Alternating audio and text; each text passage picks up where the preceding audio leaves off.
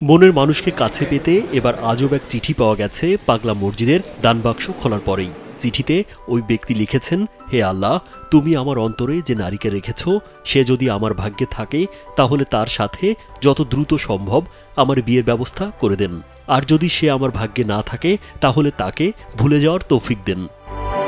চিঠিতে আরও লেখা রয়েছে, হে আল্লাহ, যে নারীকে আমার ভাগ্যে রেখেছেন তাকে আমার জন্য এবং আমাকে তার জন্য মঙ্গলময় করে দেন এবং যত দ্রুত সম্ভব তার সাথে আমার বিয়ের ব্যবস্থা করে দেন, আমিন। মূলত এর আগেও দান বাক্সে পাওয়া চিঠিতে লোকজন জীবনের প্রাপ্তি, বিরহ বেদনা, আয় উন্নতির ফরিয়াদ, চাকরির প্রত্যাশা, মনের মানুষকে কাছে পাওয়া, পরীক্ষায় ভালো ফলাফলের আশা, রোগ মুক্তি পেতে আকুতি প্রকাশ করতে দেখা গেছে।